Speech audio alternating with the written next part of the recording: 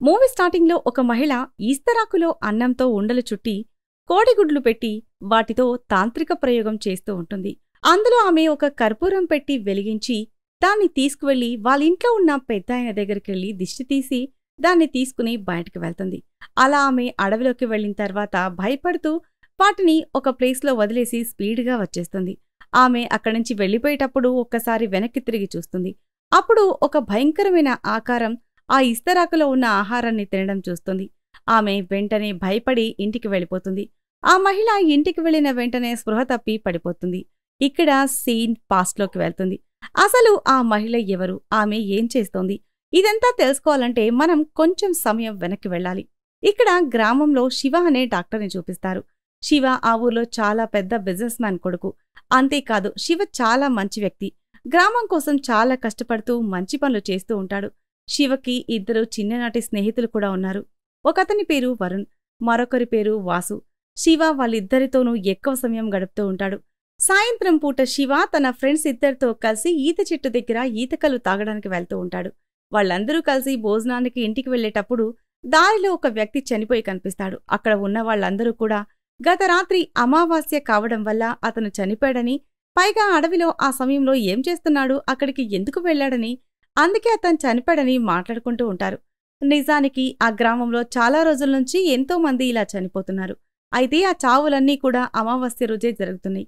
ఎవ్వరికీ కూడా వాళ్ళు ఎందుకు చనిపోతున్నారో కారణం తెలీదు. కానీ ఎక్కువ శాతం అడవిలోకి వెళ్లిన వాళ్లే చనిపోతూ ఉంటారు. ఇదిలా ఉంటే ఇక్కడ్నుంచి శివ వాసుతో కలిసి వాసు వాళ్ళ ఆంటీ ఇంటికి వెళ్తాడు. వాసుకి అక్కడ ఏదో పని ఉండటం వల్ల శివ కొంచెంసేపు అక్కడే ఉంటాడు.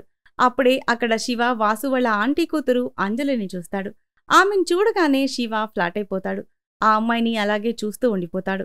శివ ఆ అమ్మాయిని చూస్తూ ఉండటం వాసు కూడా గమనిస్తాడు. శివ ఇంటికి వెళ్లే దారి పొడుగునా కూడా అంజలిని గుర్తు చేసుకుంటూ ఉంటాడు. రాత్రి డ్రింక్ చేసే సమయంలో కూడా అతనికి అంజలి తన వెనకాలే కూర్చున్నట్లు అనిపిస్తుంది. తర్వాత రోజు శివ తన ఇద్దరి ఫ్రెండ్స్తో కళ్ళు తాగడానికి చెట్టు దగ్గరికెళ్తాడు. అక్కడ కళ్ళు అమ్మే వాళ్లతో కొంతమంది గొడవ పడుతూ ఉంటారు. వాసు కూడా ఆ గొడవలో జాయిన్ అయ్యి అక్కడ ఉన్న వాళ్ళని కొడతాడు. తర్వాత అమావాస్య రోజు చనిపోయిన వ్యక్తి సమాధిని చూపిస్తారు. ఆ సమాధి దగ్గరికి ఒక భయంకర రూపం గల వ్యక్తి వచ్చి సమాధిని తవ్వి అక్కడ ఉన్న శవాన్ని తీసుకువెళ్తాడు. ఇదిలా ఉంటే తర్వాత శివ, వాసు, అంజలి ముగ్గురూ కలిసి ఒక పెళ్లికి వెళ్తారు. అప్పుడు అంజలికి శివ తనని ప్రేమిస్తున్నాడని తెలుస్తుంది. ఇప్పుడు అంజలి కూడా అతను ప్రేమిస్తుంది. ఇక్కడ్నుంచి వాళ్ళ లవ్ స్టోరీ మొదలవుతుంది. అలా శివ అంజలిని కలవడానికి ఏదో ఒక సాకు వెతుక్కుని వాళ్ళింటికి వెళ్తూ ఉంటాడు. అలా అతనికి ఒక సాకు దొరుకుతుంది. అది ఎవరంటే అంజలి వాళ్ళ తాతయ్య. అతని ఆరోగ్యం బాగోలేదు కాబట్టి అతను చెక్ చేసి వంక పెట్టుకుని శివ వాళ్ళ ఇంటికి తరచూ వెళ్తూ ఉంటాడు. అలా ఒకరోజు అంజలి వాళ్ళమ్మ శివని ఆ రాత్రి అక్కడే ఉండమని చెప్తుంది. ఆ రాత్రి శివ నిద్ర మేల్కొని అంజలి ముద్దు పెట్టమని అడుగుతూ ఉంటాడు. ఇదిలా ఉంటే గ్రామంలో ఒకరోజు రాత్రి ఒక మహిళ దగ్గరికి ఒక భయంకరమైన వ్యక్తి వచ్చి ఆమెతో తప్పుగా ప్రవర్తిస్తూ ఉంటాడు. ఆ మహిళకి ఏమాత్రం కూడా స్పృహ ఉండదు. ఆమెని ఎవరు తాకుతూ ఉన్నారో కూడా ఆమెకు తెలీదు. దీన్ని బట్టి అతను వ్యక్తి కాదు, ఒక ఆత్మ అని తెలుస్తుంది. తర్వాత రోజు ఈ విషయం బట్టబయలవుతుంది. ఎందుకంటే ఒక పూజారి ఆ ఇంట్లో పూజ జరిపించడానికి వచ్చినప్పుడు అక్కడ ఏదో దుష్టశక్తి ఉందని గ్రహించి పూజారి పూజ మధ్యలో వదిలేసి వెళ్ళిపోతాడు. వెళ్లే ముందు వాళ్లతో ఇక్కడ ఏదో దుష్టశక్తి ఉంది, అది మీ ఇంట్లో సంచరిస్తూ ఉందని చెప్పి వెళ్ళిపోతాడు. ఇంకోవైపు శివ కళ్ళు తాగి తన ఫ్రెండ్స్తో బైక్లో వెళ్తూ ఉంటాడు. అప్పుడు సడన్ గా వరుణ్ పరిస్థితి దారుణంగా మారిపోతుంది. శివ వెంటనే హాస్పిటల్కి తీసుకెళ్దామంటాడు. అయితే ఈలోగా వరుణ్ చనిపోతాడు. సడన్ గా వరుణ్ వాంతులు చేసుకుని అక్కడికక్కడే చనిపోవడంతో శివకి ఏం జరిగిందో కూడా అర్థం కాదు.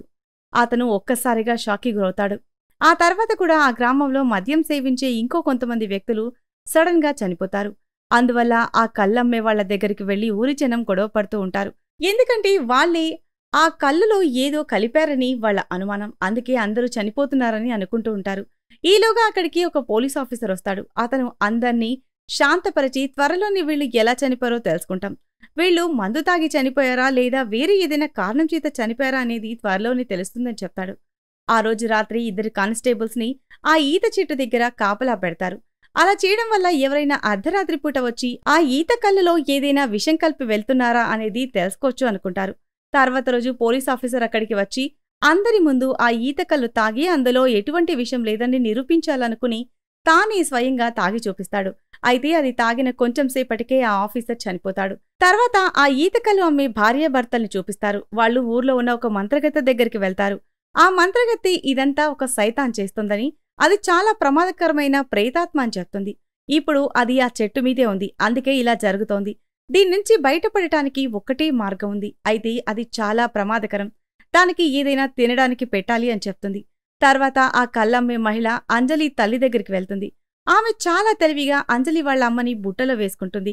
ఆ ఆత్మని తరిమివేయడానికి దానికి ఏదైనా పెట్టాలి. అయితే అది చాలా ప్రమాదకరమైన పని కాబట్టి ఆమెతో, మీ మావయ్య గారు చాలా రోజులుగా అనారోగ్యంతో ఉన్నారు కదా, నేను ఒక మంత్రగత్తె దగ్గరికి వెళ్లి ఆయన ఆరోగ్యం బాగవ్వాలని ఒక మార్గం తెలుసుకున్నానని ఆమెతో, నేను చెప్పినట్టు చేస్తే ఆయనకి నయమైపోతుందని చెప్తుంది. నిజానికి ఆ మహిళ తన పని జరిపించుకోవడం కోసం ఇలా చేస్తోంది. ఆమె ద్వారా చేయించడం వల్ల ఆమెకి ఉన్న అడ్డు తప్పిపోతుంది. ఆమె చేయాల్సిన దాన్ని వేరే వాళ్లతో చేయించి ఆమె ఎటువంటి ప్రమాదానికి గురికాకుండా తప్పించుకోవచ్చని అంజలి తల్లిని ఇందులో ఇరికిస్తుంది. ఆమె కూడా ఆ మహిళ మాటలు విని ఆమె చెప్పినట్టుగా చేయడానికి సిద్ధపడుతుంది. ఆ రోజు రాత్రి ఆమె ఆ మహిళ చెప్పినట్టుగా అన్నంతో కొన్ని ఉండలు చుట్టి అందులో దీపం పెట్టి వాళ్ళ మావయ్యకి దిష్టి తీసి అది తీసుకువెళ్లి ఊరు బయట అడవిలో వదిలేసొస్తుంది. ఇదే సీన్ని మనం మూవీ స్టార్టింగ్లో చూసాం.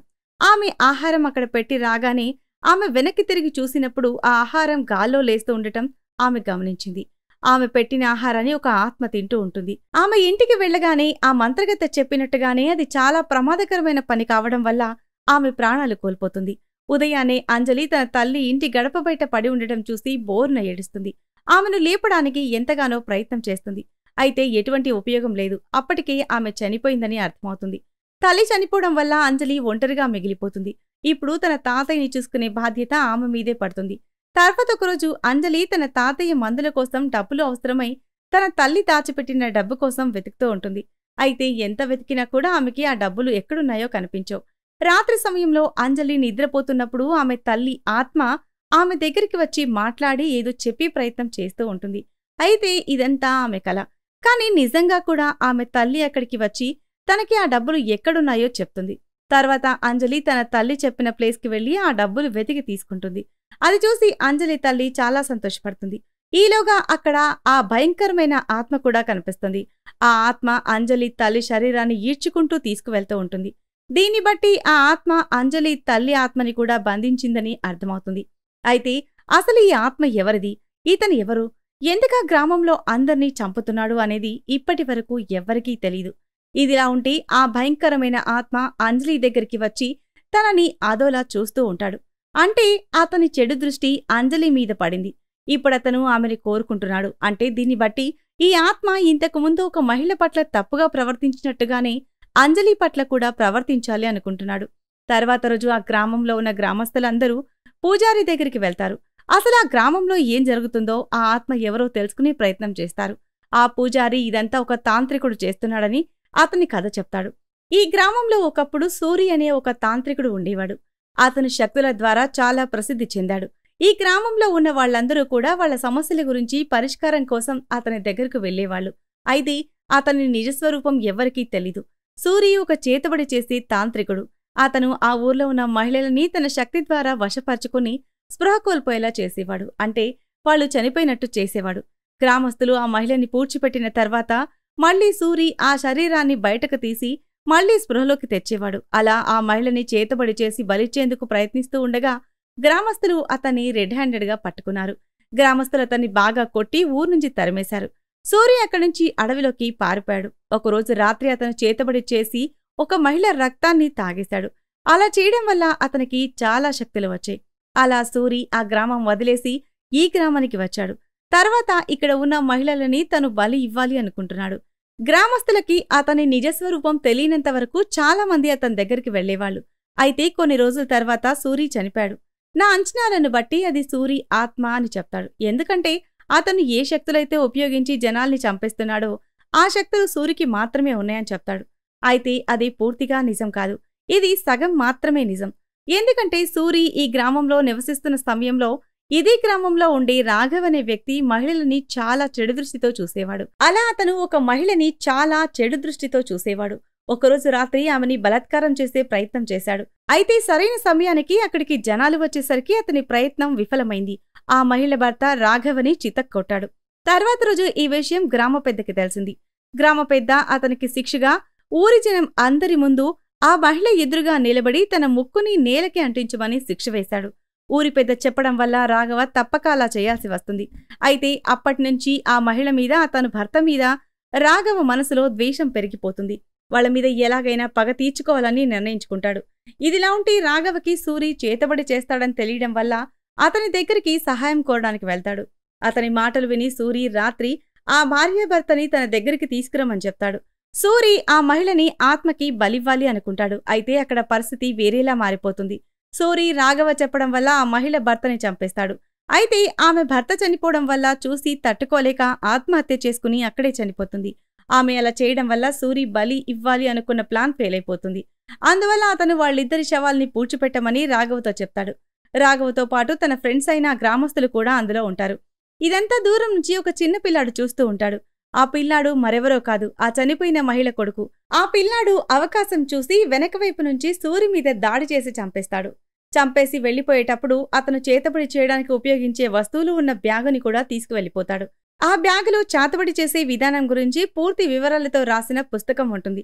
ఆ పిల్లాడు ఆ పుస్తకం తీసుకుని అందులో ఉన్న మంత్రతంత్రాలన్నీ చదువుతాడు. అలా ఆ పిల్లాడు అవి చదివి పెద్దవాడవుతాడు. అతను ఆ మంత్రగాడుగా మారిపోయాడు. ఇప్పుడు మనం చూస్తున్న ఈ ఆత్మనే ఆ పిల్లాడు. అంటే నిజానికి అతను ఆత్మ కాదు, ఒక తాంత్రికుడు. అతనికి మాయమయ్యే శక్తులు ఉన్నాయి. అతను తన తల్లిదండ్రులు చనిపోయినందుకు ఆ గ్రామస్తుల మీద ప్రతీకారం తీర్చుకుంటున్నాడు. ఎందుకంటే అతని ఉద్దేశం ప్రకారం తన తల్లిదండ్రులు చనిపోవడానికి రాఘవకి ఆ గ్రామస్తులే సహాయం చేశారు అనుకుంటున్నాడు. ఆ మంత్రగాడు ఒక గొడ్డలితో రాఘవని నరికి చంపేస్తాడు. తర్వాత అతను అంజలిని బలి తీసుకునేందుకు ప్రయత్నం చేస్తాడు. అంటే అతను కూడా సూరిలాగా మహిళలని ఆత్మలకు బలిచ్చి ఇంకా శక్తులు పొందేందుకు ప్రయత్నం చేస్తున్నాడు. అందుకే పూజారికి ఈ ఆత్మ సూరిది అనిపించింది. తర్వాత పూజారి కూడా తెలిసిపోతుంది ఈ ఆత్మ సూరిది కాదు, ఒక తాంత్రికుడిది అని. దాన్ని బట్టి పూజారి శివతో, ఈరోజు రాత్రి నువ్వు ఆ ఆత్మని చూడాలనుకుంటే మీ కులదైవం ఆయుధాన్ని తీసుకుని అంజలి దగ్గరికి వెళ్ళు. ఎందుకంటే ఈరోజు రాత్రి అమావాస్య. ఈరోజే ఆ మంత్రకాడు అంజలిని తీసుకువెళ్లడానికి వస్తాడని చెప్తాడు. రాత్రి ఇంట్లో అంజలి ఒంటరిగా ఉన్నప్పుడు ఆ మాంత్రికుడు ఆమె మీద దాడి చేయడానికొస్తాడు. ఆ మంత్రగాడిని చూసి భయపడి అంజలి పరిగెడుతూ శివ దగ్గరికి వెళ్తుంది. ఆ సమయంలో శివ ఆ మాంత్రికుడిని తన కళ్ళారా చూస్తాడు. ఆ మాంత్రికుడు అంజలి వెంట పరిగెడుతూ అక్కడికి వచ్చేస్తుంటాడు. అప్పుడు శివకి మాంత్రికుడికి మధ్య ఫైటింగ్ జరుగుతుంది. ఆ మాంత్రికుడు శివని చాలా దారుణంగా కొడుతూ ఉంటాడు. మంత్రగాడు అంజలిని తీసుకుని అక్కడి నుంచి వెళ్లిపోతూ ఉండగా శివ తన కులదైవం ఆయుధాన్ని ఆ మాంత్రికుడి వైపు విసిరేస్తాడు. అప్పుడు ఆ మాంత్రికుడు అక్కడికక్కడే చనిపోతాడు. ఆ ఊరికి పట్టిన దరిద్రం ఇక్కడితో అంతమవుతుంది. శివ వల్ల ఆ ఊరు ప్రశాంతంగా మారుతుంది. ఈ సీన్తో ఈ మూవీ ఎండ్ అవుతుంది. సో ఇది ఫ్రెండ్స్ ఇవాల్టి స్టోరీ. ఈ స్టోరీ గనుక మీకు నచ్చినట్లయితే మరికొన్ని ఇంట్రెస్టింగ్ స్టోరీస్ కోసం ఛానల్ని సబ్స్క్రైబ్ చేయండి. Thanks for watching.